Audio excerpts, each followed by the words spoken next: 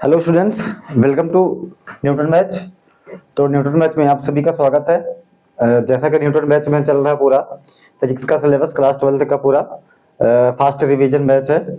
और इसमें हमारा पूरा सिलेबस कंटेंट किया गया है नीट का भी।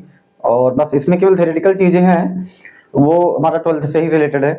और 12th बोर्ड के लिए तो खासकर ये वेरी मोस्ट इंपॉर्टेंट है।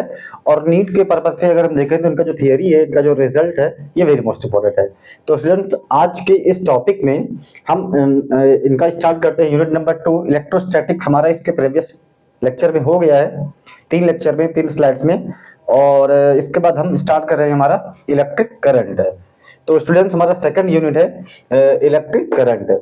अब हम इस स्लाइड में पढ़ेंगे इलेक्ट्रिक करंट्स के कुछ इंपॉर्टेंट फॉर्मूले और इनका कॉन्सेप्ट क्या है। तो स्टूडेंट्स स्टार्ट करते हैं इलेक्ट्रिक करंट के कुछ इंपॉर्टेंट फॉर्मूले। कुछ क्या, लगभग सेवरल इंपॉर्टेंट फॉर्मूले इसमें रहेंगे। और उसका हम ज्यादा से ज्यादा जो क्वेश्चन इंपॉर्टेंट होगा उसका डेरिवेशन भी करेंगे और उनके पूरा कॉन्सेप्ट भी हम पूरा इसमें क्लियर करेंगे, जिसमें कोई डाउट ना रहे। तो स्टूडेंट देखते हैं हमारा इसमें कॉन्सेप्ट ऑफ इलेक्ट्रिक करंट, हमने इसका कॉन्सेप्ट नाम दिया है। तो इसमें जो हमारा पहला टॉपिक अगर हम देखें इलेक्ट्रिक करंट क्या होता है, तो इलेक्ट्रिक करंट आपने पढ़ा है, क्लास 10th से ही पढ़ा होता है। और इलेक्ट्रिक करंट का मतलब है the rate of flow of electric charge with respect to the time is called electric current. That means I is equal to होता है q by t. That means I is equal to d q by d t होता है। And अब आई का एक formula यहाँ पर और बन जाएगा। हम जानते हैं ये फॉर्मूला हमारे कंपटीशन पर्पस से इंपॉर्टेंट है। I is equal to integration of J dot vector D S. यहाँ पर जे स्टूडेंट यहाँ पर होगा हमारा करंट डेंसिटी होगा, डी एस यहाँ पर सरफेस एरिया होगा। तो ये भी एक फॉर्मूला है करंट का। I is equal to surface integral of electric surface integral, इनको बोलेंगे surface integral of vector J. Vector J क्या है, करंट डेंसिटी बोल सकते हैं। I is equal to integration of vector J dot vector D S. तो next हमारा है करंट डेंसिटी क्या होती है स्टूडेंट। करंट डेंसिटी होता है जे इज इक्वल टू होता है आई अपन में ए होता है। That means current flowing per unit cross section area is called electric current. तो अगर हम यहाँ पर एक हमने सिलेंड्रिकल वायर बना दिया है ये, और सिलेंड्रिकल वायर में मान लीजिए करंट आई फ्लो हो रही है, करंट आई फ्लो हो रही है, और इसका जो क्रॉस सेक्शन एरिया हमने कंसीडर किया है डेल्टा एस कंसीडर किया है, हम इसको ए भी लिख सकते हैं। अगर हम इसको क्रॉस सेक्शन एरिया को ए लिखेंगे तो हमारा जे इज इक्वल टू फॉर्मूला बनेगा आई अपन में ए बनेगा। इसको हम कहेंगे कि the ratio of flowing current per unit cross section area is called current density. तो स्टूडेंट्स इस तरह से हमारा करंट डेंसिटी हो गया। और करंट डेंसिटी को हम और भी लिख सकते हैं J is equal to delta I upon delta S cos of theta. हम इनको इस फॉर्म में भी लिख सकते हैं। तो यहाँ पर वेक्टर जे जो करंट डेंसिटी है ये वेक्टर क्वांटिटी को डिनोट करेगी। तो अगर हम जे बराबर लिखते हैं डेल्टा आई अपान में delta S of cos of theta, तो यहाँ स्टूडेंट कॉस ऑफ थीटा का मतलब ये होता है angle between surface area and current. Surface surface का जो यूनिट वेक्टर होगा, सरफेस एरिया और करंट, इन दोनों के बीच का जो एंगल होगा वो यहाँ पर cos थीटा को रिप्रेजेंट करेगा। That means angle between delta S and delta आई। तो ये करंट डेंसिटी। अब देखते हैं स्टूडेंट हमारा ड्रिफ्ट वेलोसिटी क्या है, इनका फॉर्मूला क्या है। तो ड्रिफ्ट वेलोसिटी का मतलब ये होता है, देखिए अगर हम किसी इलेक्ट्रॉन को मूव कराना चाहते हैं, किसी इलेक्ट्रॉन को मूव कराना चाहते हैं, तो इलेक्ट्रॉन को हम किसी मेटल बॉडी में या किसी कंडक्टर में ही हम मूव करा सकते हैं। और अदर भी इलेक्ट्रॉन को हम मूव करा सकते हैं, बट हमें यहाँ इलेक्ट्रिक करंट पढ़ना है तो मेटल बॉडी को कंसीडर करना होगा। तो जैसे मान लीजिए इलेक्ट्रॉन को हमें किसी आयरन की रॉड है या कॉपर की रॉड है, हमें उसमें उसको मूव कराना है। तो स्टूडेंट मूव कराने के लिए क्या होगा, हमें उसको एक्सटर्नल ईएमएफ प्रोवाइड करना पड़ेगा, एक्सटर्नल पोटेंशियल डिफरेंस हमें उसे प्रोवाइड करना पड़ेगा। जब हम उस पे दोनों एंड पर एक एक्सटर्नल पोटेंशियल डिफरेंस या ईएमएफ ऑपरेट कर देते हैं, तब वो इलेक्ट्रॉन क्या करता है, एक एंड से दूसरे एंड पर high potential to low potential की तरफ मूव करने लगता है, जिसमें उसमें करंट फ्लो होती है। बट हमें यहाँ बताना ड्रिफ्ट वेलोसिटी। तो ड्रिफ्ट वेलोसिटी को सीधा सीधा कहेंगे कि the velocity attained by a electron due to external electric field or external potential difference is called drift velocity which is represented by vd। और इनका फॉर्मूला होगा vd is equals to e tau v upon ml। यहाँ tau हमारा relaxation time होगा। तो student यहाँ पर जो vd है, vd रिप्रेजेंट कर रहा है ड्रिफ्ट वेलोसिटी को। इनका फॉर्मूला होगा vd is equals to e tau v upon ml। अभी अब इनका डेरिवेशन करते हैं तो वहां पर फॉर्मूला मिल जाएगा। vd का formula e tau v upon ml कैसे आता है। यहाँ पर e इलेक्ट्रॉन चार्ज है, टाउ यहाँ पर रिलैक्सेशन टाइम है, V potential difference across the wire है, and M mass of the electron है, और एल यहाँ होगा, एल यहाँ पर length of the wire, L होगा लेंथ ऑफ द वायर। तो इस तरह से स्टूडेंट हमारे ये वीडी है, वीडी को हम ड्रिफ्ट वेलोसिटी कहेंगे। वीडी के और सारे फॉर्मूले तो होते हैं, क्योंकि ये वीडी का टर्म और सारे फॉर्मूले में आता है। जैसे फॉर्मूला मिलेगा करंट का, आई इज इक्वल टू मिलेगा ए एन ई वी डी मिलेगा। तो यहां से अगर हम वीडी को निकालें तो VD is equal to I upon A N E आएगा। तो वीडी इज इक्वल टू हम लिख सकते हैं आई अपॉन ए एन ई। आई यहाँ करंट है, A cross section area of the wire है, और एन नंबर ऑफ इलेक्ट्रॉन पर यूनिट वॉल्यूम को रिप्रेजेंट करेगा, और ई इलेक्ट्रॉन को रिप्रेजेंट करने का इलेक्ट्रॉन का चार्ज। हम इनको लिख सकते हैं J upon N E. That means यहाँ पर स्टूडेंट जो आई अपॉन ए लिखा गया है, I upon A is equal to J, that means J upon N E भी लिख सकते हैं। दैट मीन्स वीडी के इतने सारे फॉर्मूले को मिल गए जो है ड्रिफ्ट वेलोसिटी को रिप्रेजेंट कर रहा है। अब स्टूडेंट नया टर्म आता है हमारा मोबिलिटी। मोबिलिटी को हम से रिप्रेजेंट करते हैं, मोबिलिटी को कहते हैं ऐसा the ratio of drift velocity to the electric field, the ratio of drift velocity to the electric field is called mobility. तो वीडी और वेक्टर ई का जो रेशियो होगा, इलेक्ट्रिक फील्ड का रेशियो होगा, उसे हम कहेंगे मोबिलिटी। तो हम वीडी की अगर वैल्यू रखें E tau V upon M L, तो ई की और यहां से ई कैंसिल हो जाएगा। तो students E tau V upon M L ठीक है। तो हाँ, अगर हम वीडी की वैल्यू रखें तो हमारा पूरा सोल्यूशन मिलेगा ई टाउ वी अपॉन एम मिलेगा। और यहाँ पर टाउ जो है रिलैक्सेशन टाइम को रिप्रेजेंट कर रहा है। टाउ बराबर होगा लैम्डा बार अपॉन में V R M S. V R M S का मतलब होगा root mean square velocity of free electron. अब ये क्या हो गया, देखिए स्टूडेंट, जैसे मान लीजिए कोई इलेक्ट्रॉन अगर मूव कर रहा है, तो इलेक्ट्रॉन जो मूव करता है वो रैंडमली मूव करता है। इस तरह से इलेक्ट्रॉन का मोशन होता है। इलेक्ट्रॉन का जो मोशन होता है वो स्ट्रेट लाइन में कंसीडर होता है, स्ट्रेट लाइन में, और ये जाता है किसी अनदर इलेक्ट्रॉन से, कोलाइड करता है, टकराता है। अब उसके कोलिजन के बाद में क्या होता है, इसका डायरेक्शन चेंज हो जाता है। फिर यहाँ पर कोई अनदर एटम, अनदर इलेक्ट्रॉन मिला होगा, वहां से कोलाइड करेगा, फिर इसका डायरेक्शन चेंज हो जाएगा। फिर यहाँ पर इस तरह से इनका जो कोलिजन की वजह से, रिपल्सन की वजह से इस तरह से मोशन करता रहता है। बट इनके दो कोलिजन के बीच का जो डिस्टेंस होता है, ये होता है लीनियर होता है। क्या होता है, लीनियर होता है। तो स्टूडेंट्स यहाँ पर इलेक्ट्रॉन का दो कोलिजन करने में, दो successive collision, between two successive collision, the time taken by electron is called relaxation time. हाँ, वहां एवरेज जोड़ देंगे, average time between two successive collision of electron is called relaxation time. तो स्टूडेंट्स यहाँ पर अगर हम इनको हर सारे कोलिजन को, टाइम को अलग अलग कैलकुलेट करें, तो उनका जो टाइम का एवरेज आएगा, tau bar is equal to लिख सकते हैं tau 1 plus tau 2 plus dot dot tau n upon में n। तो यहाँ पर जो टाउ n होगा, यही होगा क्या, रिलैक्सेशन टाइम होगा इलेक्ट्रॉन का। और हाँ, एक और आएगा mean free path. Mean free path यहाँ पर लैम्डा बार होगा। लैम्डा बार को, मीन फ्री पाथ को ये कहेंगे कि the average distance between two successive collision of free electron is called mean free path. तो लैम्डा बार क्या हो जाएगा, टू सक्सेसिव कोलिजन के बीच का जो एवरेज लेंथ आएगी, एवरेज डिस्टेंस आएगी, उसे बोलेंगे हम मीन फ्री पाथ। अब आया वी आर एम एस। तो V R M S speed is equal to distance one time. तो यहाँ पर V R M S is equal to हो जाएगा, V R M S is equal to हो जाएगा लैम्डा बार अपॉन में tau bar, या टाउ खाली लिख दो, टाउ लिख दो। तो ये हो जाएगा हमारा V R M S. V R M S मतलब root mean square velocity of free electron is equal to, ये होगा लैम्डा बार मतलब एवरेज डिस्टेंस या मीन फ्री पाथ अपॉन में टाउ रिलैक्सेशन टाइम, इनका रेशियो होगा इतना। तो यहाँ से अगर हम टाउ की वैल्यू निकालें, टाउ इज इक्वल टू आएगा lambda bar upon V R M S, हमें रिजल्ट मिल जाएगा। तो स्टूडेंट्स इस तरह से हमारा हो गया क्या, मोबिलिटी। नेक्स्ट आता है ओम्स लॉ। ओम्स लॉ आपने पढ़ा, V is equal to I R, ठीक है, V is equal to I R होता है। बट अगर हम इसमें इलेक्ट्रिसिटी में, इलेक्ट्रिक करंट में जाएंगे, तो वहां पर एक रिलेशन मिलेगा, J is equal to sigma E. J is equal to sigma E भी क्या रिप्रेजेंट करता है, ओम्स लॉ को रिप्रेजेंट करता है। तो हम ओम्स लॉ को यहाँ पर दोनों इक्वेशन को मानेंगे, J is equal to sigma E और V is equal to I R. यहाँ जे करंट डेंसिटी है और सिग्मा यहाँ पर होगा कंडक्टिविटी होगा, कंडक्टिविटी ऑफ द मेटल। ये इलेक्ट्रिक फील्ड को रिप्रेजेंट करेगा। इनका भी डेरिवेशन आगे चल के भी करते हैं। नेक्स्ट हमारा रेजिस्टेंस क्या होता है, तो रेजिस्टेंस का formula R is equal to rho L upon A. R resistance होता है जिसका यूनिट ओम होता है। रो यहाँ पर स्पेसिफिक रेजिस्टेंस है या रेसिस्टिविटी है तो देखिए स्टूडेंट्स, अब यहाँ पर रो जो होता है हर एक मैटर का डिफरेंट डिफरेंट होता है, बट रेसिस्टेंस जो होता है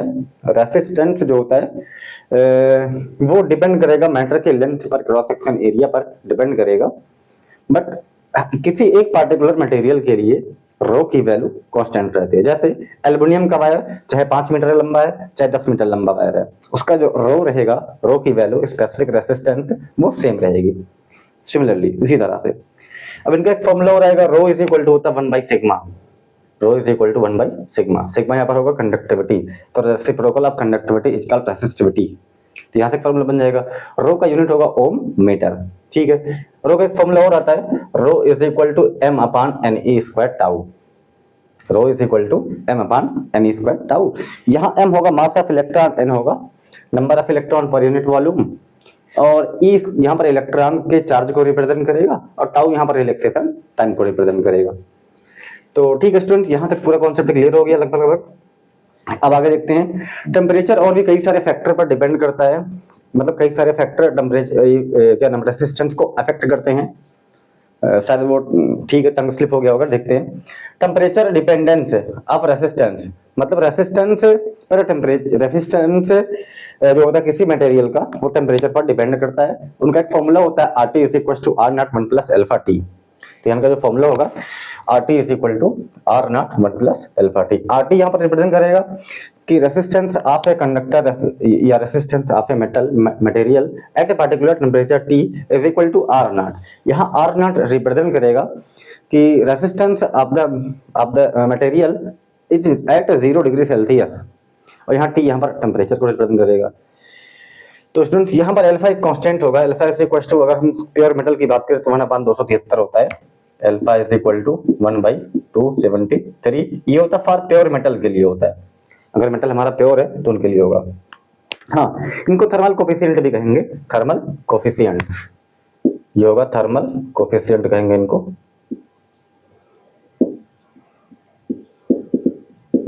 थर्मल कोफिशिएंट, ठीक है स्टूडेंट। सिमिलरली अब यहाँ पर अगर हम रो को देखें तो यहाँ पर जो स्पेसिफिक रेसिस्टेंस होगा, रेसिस्टिविटी होगी मटेरियल की, वो भी टेम्परेचर पर डिपेंड करेगी। तो इसी तरीके से हम फॉर्मूला बना सकते हैं, rho T is equal to rho naught 1 plus alpha T. ठीक है, तो अब हम आगे बढ़ते हैं इलेक्ट्रिक एनर्जी पर। तो students electric energy is equal to होता है आई स्क्वायर आर टी, और ये इक्वल होता है वी आई टी के इक्वल होता है, ये इसका यूनिट होगा जूल होगा। नेक्स्ट है इलेक्ट्रिक पावर। तो इलेक्ट्रिक पावर का मतलब होगा कि the rate of electric energy with respect to the time is called electric power.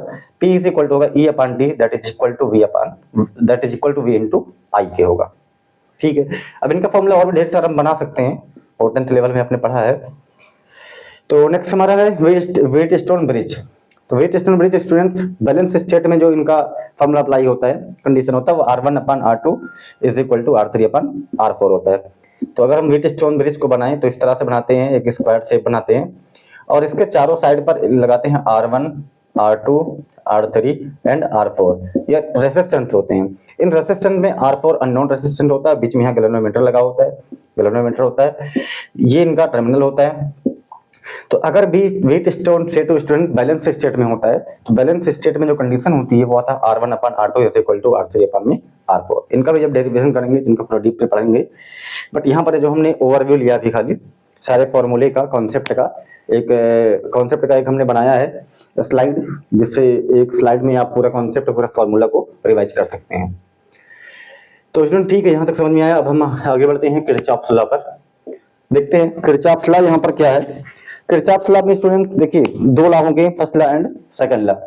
तो किरचॉफ जो फर्स्ट लॉ होगा, फर्स्ट लॉ को हम कहते हैं करंट लॉ भी कहते हैं, फर्स्ट लॉ को हम कहते हैं करंट लॉ या जंक्शन लॉ भी कहते हैं। तो किरचॉफ के फर्स्ट लॉ के अकॉर्डिंग होता है, अगर किसी जंक्शन पर ढेर सारी करंट आ रही हैं, वहां से जा रही हैं, ठीक है, तो हम कहेंगे the algebraic sum of electric current at a junction always zero. किसी जंक्शन पर इलेक्ट्रिक करंट का जो अलजेब्रिक सम होगा वो क्या होगा, जीरो होगा। जैसे मान लीजिए ये ढेर सारे वायर आ रहे हैं, ये जंक्शन होगा, तो अगर इनकमिंग I1 करंट है, I2 इनकमिंग है, I3 इनकमिंग है, आउटगोइंग I4 है और I5 है, तो स्टूडेंट यहाँ पर इन सब का जो अलजेब्रिक सम होगा वो जीरो होगा।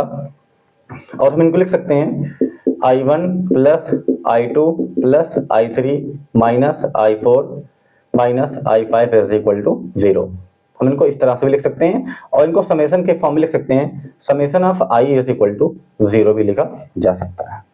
ये बेस्ड होता है law of conservation of electric charge पर। तो स्टूडेंट नेक्स्ट हमारा किरचॉफ का एक सेकंड रूल होता है, ये जिसे हम वोल्टेज रूल कहते हैं या लूप रूल कहते हैं या लूप लॉ भी कहते हैं। तो according to Kirchhoff loop law ये होता है कि the sum of electric potential difference, the sum of potential difference along the closed loop is equal to 0 algebraic sum. तो कहेंगे ऐसा है the algebraic sum of electric potential of all element in a close loop always 0। तो किसी भी close loop के में जितने सारे एलिमेंट का यूज किया गया होगा, हर एलिमेंट के टर्मिनल पोटेंशियल डिफरेंस का जो अलजेब्रिक सम होगा वो होगा 0 होगा। तो ये बताता है हमारा किरचॉफ का लूप लॉ या लूप रूल बताता है। और ये बेस्ड होता है law of conservation of energy पर। किस पर बेस्ड होता है? Law of conservation of energy पर बेस्ड होता है। ये क्वेश्चन दिया जाता है कि लूप रूल जो होता है कौन से लॉ पर बेस्ड है? Energy, conservation of energy. और फर्स्ट रूल जो होता है इनका बेस्ड है कंजर्वेशन ऑफ चार्ज पर बेस्ड होता है, इलेक्ट्रिक चार्ज पर बेस्ड होता है। तो ठीक है स्टूडेंट्स, अब यहाँ पर देखते हैं, अभी इनका डेरिवेशन करेंगे आगे चल के नेक्स्ट स्लाइड में हो सकता है। तो नेक्स्ट है कॉम्बिनेशन ऑफ सेल, ये इंपॉर्टेंट टॉपिक है। कॉम्बिनेशन ऑफ सेल का कॉम्बिनेशन, जैसे आपने पढ़ा है रेसिस्टेंस का कॉम्बिनेशन। तो रेसिस्टेंस का कॉम्बिनेशन पढ़े हैं series combination and parallel combination and mix combination. तो यहाँ हमें पढ़ना है सेल का कॉम्बिनेशन। तो सेल का कॉम्बिनेशन यहाँ देखते हैं दो टाइप का होता है, यहाँ पर दो टाइप का, हर एक और हो मिक्स कॉम्बिनेशन, उसको भी देखते हैं। बट हम यहाँ पहले पेज भर गया है तो दो ही टाइप का आया है। तो नेक्स्ट देखते हैं। तो पैरेलल कॉम्बिनेशन देखिए स्टूडेंट, पैरेलल कॉम्बिनेशन में अगर हम सेल को कनेक्ट कर दिए, जैसे हमने यहाँ पर डायग्राम बनाया है कि अगर हमारे पास n सेल है और n सेल में ईच सेल का EMF सेम है और इंटरनल रेजिस्टेंस भी सेम है। तो यहाँ पर हमने इनको पैरेलल में कनेक्ट कर दिया है। तो पैरेलल में कनेक्ट करने पर हमारा आउटपुट जो हमारा सर्किट का रेजिस्टेंस होगा, मान लीजिए लोड रेजिस्टेंस ये मान लेते हैं R है, कैपिटल R, और इन सबका जो इंटरनल रेजिस्टेंस सबका स्मॉल r है और सबका जो EMF है सेम है। तो इस कंडीशन में अगर हम यहाँ पर करंट I जो यहाँ पर करंट रिलीज होगी, जो यहाँ करंट फ्लो होगी आउट सर्किट में, क्लोज सर्किट में, I इज इक्वल टू होगा E अपान में R प्लस स्मॉल r अपान में n। ठीक है स्टूडेंट, तो यहाँ पर ये ऐसा क्यों हो गया? हम जानते हैं I is equal to E upon में R होता है, और अगर सेल है तो इनका इंटरनल रेजिस्टेंस R भी जोड़ देंगे। बट यहाँ सारे सेल जो है पैरेलल में कनेक्टेड है, तो इनका अगर हम निकालें n सीरीज का तो इनका हो जाएगा R बाई N हो जाएगा। इनका कितना हो जाएगा? R by N। जैसे पैरेलल में आप जानते हैं रेजिस्टेंस का parallel combination 1 upon R is equal to 1 upon R1 dot dot 1 upon Rn होगा। हालांकि सबका सेम है, 1 upon R dash is equal to हो जाएगा यहाँ पर n अपान में R हो जाएगा, that means R dash is equal to R by N। तो ये फार्मूला हम इनके जगह पर लिख सकते हैं, जैसे I इज इक्वल टू होता है E अपान में capital R plus R dash मान लीजिए, तो R डैश की वैल्यू R अपान N इस तरह से लिखी जा सकती है। तो स्टूडेंट यहाँ से current run by the circuit, current run by the each cell combination in parallel combination I is equal to E upon R capital R plus small r upon n बनेगा। ठीक है, अब हम इसको थोड़ा सिंप्लीफाई करेंगे तो लिख सकते हैं NE अपान NR प्लस स्मॉल r। ठीक है, हम इनको इस तरीके से भी लिख सकते हैं सिंप्लीफाई करके। तो अब यहाँ दो केस लगाएंगे, केस 1 एंड केस 2, केस 3 भी लगाएंगे। तो देखते हैं स्टूडेंट्स, केस 1 में देखिए, केस 1 में हम मानेंगे, कंसीडर करेंगे अगर capital R is much greater then R upon N, that means जो यहाँ पर हमारा लोड रेजिस्टेंस R है, R की वैल्यू R अपान N से ज्यादा है, बहुत ज्यादा है। तो हम क्या करेंगे, R अपान N को मान लेंगे नेग्लेक्ट। तो इस वाले फॉर्मूले में अगर हम इसको नेग्लेक्ट मानेंगे इसको, तो बचेगा क्या? E अपान R बचेगा। तो इस कंडीशन में I इज इक्वल टू कितना हो गया? E अपान में R हो गया। तो ये E अपान R जो है स्टूडेंट्स, वो current drawn by one cell, current drawn by one cell, मतलब एक सेल से जो करंट हमें मिल रही है वही करंट हमें पैरेलल कॉम्बिनेशन से मिल रही है। तो क्या फायदा पैरेलल कॉम्बिनेशन को जोड़े? तो इसलिए ये हमारा यूजफुल नहीं होगा, ये अनयूजफुल होगा, ये शर्त है। अगर ऐसी कंडीशन है, अगर ये कंडीशन है, ये वाला केस, तो इस कंडीशन में सेल को पैरेलल में जोड़ के करंट निकालना, करंट लेना, वो अनयूजफुल होगा, बेस्ट होगा। क्यों?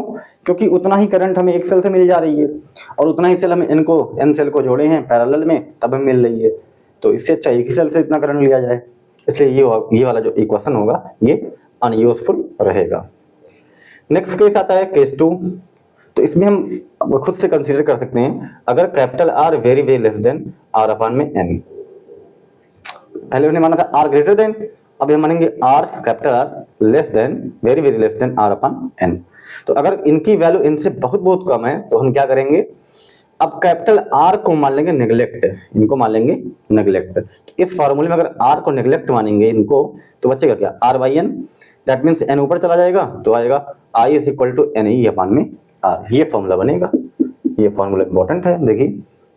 तो इस कंडीशन में जो करंट मिली देखिए एन टाइम बढ़ गई, तो ये कंडीशन में जो करंट मिली है वो एन सेल से जो मिली है वो मिली है, तो ये हमारा यूजफुल होगा। ये क्या होगा, यूजफुल होगा। ये जो डिवाइस का कनेक्शन है सेल का, ये कनेक्शन इस कंडीशन में यूजफुल रहेगा।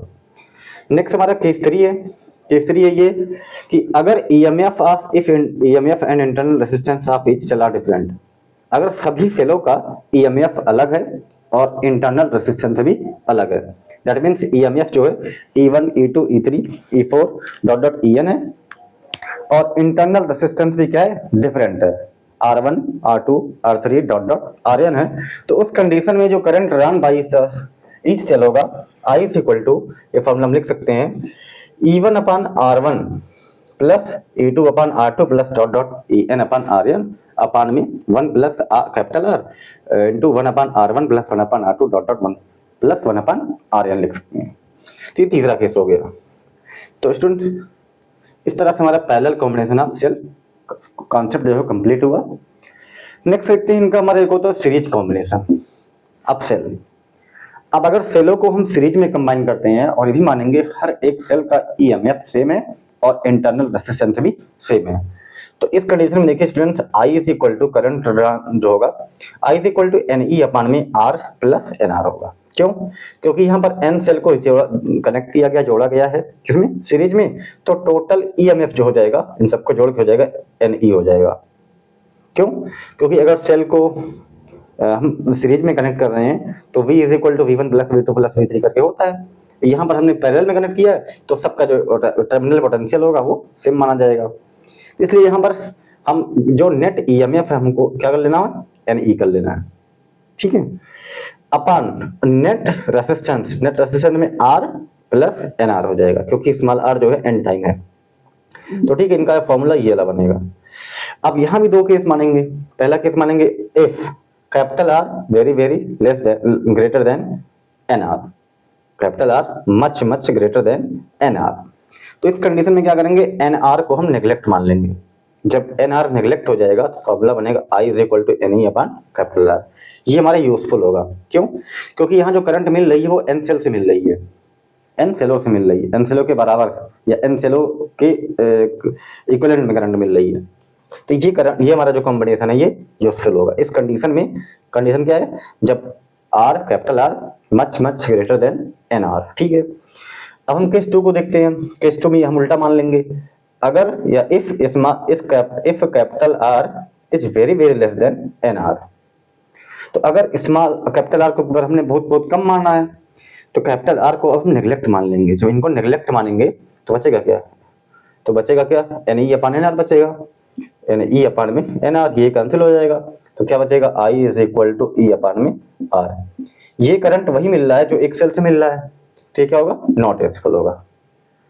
तो इस तरह से स्टूडेंट आज के स्लाइड में हमने कोशिश किया इलेक्ट्रिक करंट यूनिट सेकंड के इलेक्ट्रिक करंट का जो कॉन्सेप्ट है या जो फार्मूले हैं उन फार्मूले को हमने एक्सप्लेन करने की कोशिश किया एक बहुत ही फास्ट वे में और एकदम कंटेंट वाइज हमने इसको ट्राई किया पूरा करने का।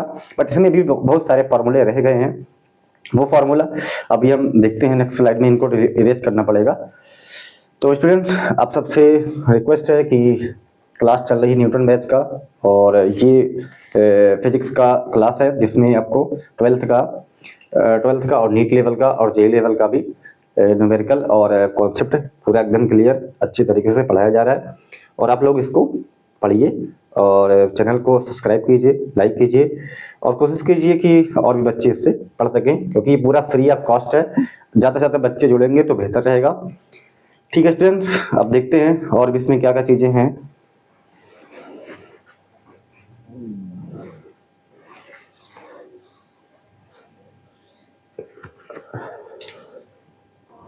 तो स्टूडेंट यहाँ पर एक टॉपिक और है, जैसे कि हमने कहा कि रेसिस्टेंस की टेम्परेचर पर क्या डिपेंडेंसी होती है, या रेसिस्टेंस किसी मटेरियल का टेम्परेचर पर किस तरह से डिपेंड करता है। दैट मीन्स अगर हम मेटल की या मटेरियल की टेम्परेचर को बढ़ाते हैं तो रेसिस्टेंस क्या होगा, बढ़ेगा या घटेगा, मतलब टेम्परेचर पर डिपेंड करता है, वो कैसे डिपेंड करता है, तो वो इसी चैप्टर में क्लियर होता है।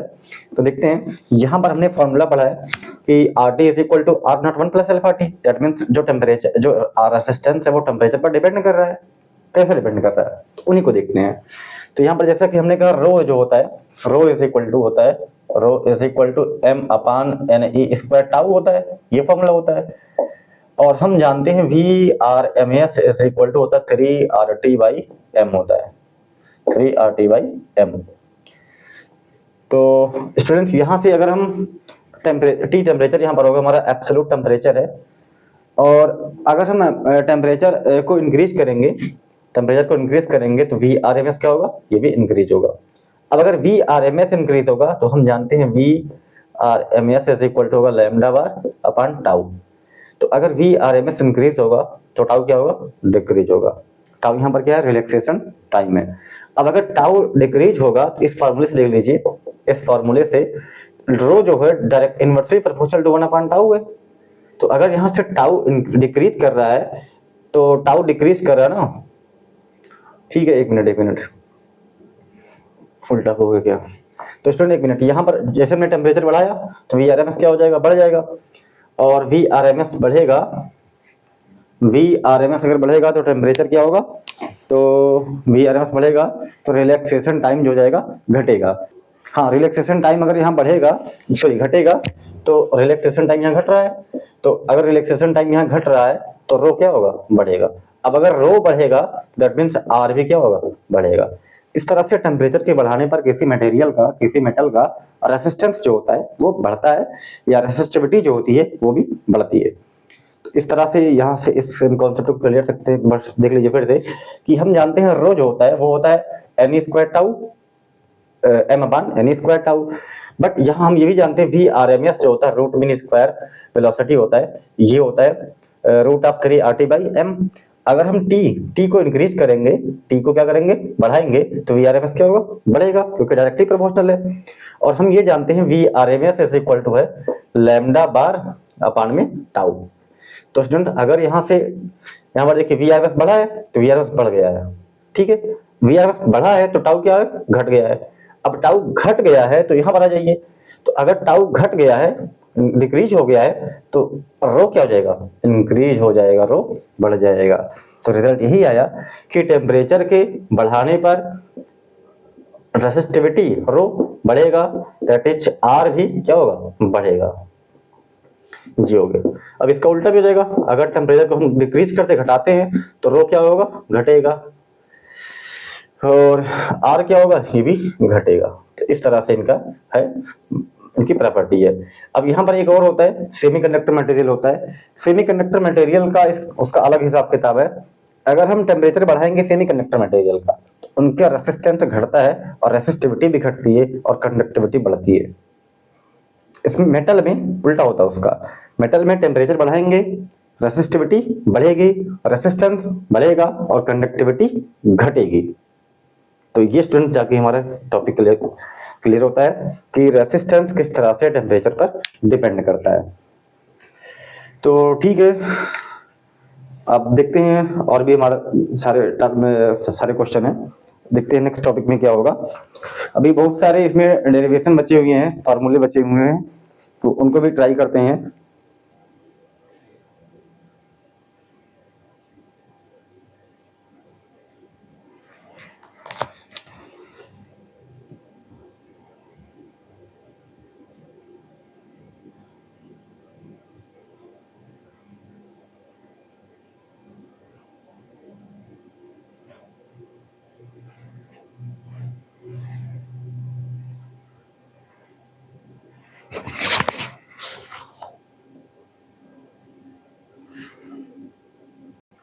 तो इसमें अभी हमारे कुछ टॉपिक इसमें रह गए हैं, जैसे मीटर बेज हो गया, ईएमएफ ऑफ सेल हो गया, terminal potential difference of cell हो गया, charging of cell, discharging of cell का जो पोटेंशियल डिफरेंस का जो टर्मिनल डिफरेंस का जो टर्मिनल पोटेंशियल का रिलेशन होता है वो रह गया, और कार्बन रेसिस्टर, ये वेरी मोस्ट इंपॉर्टेंट है, कार्बन रेसिस्टर।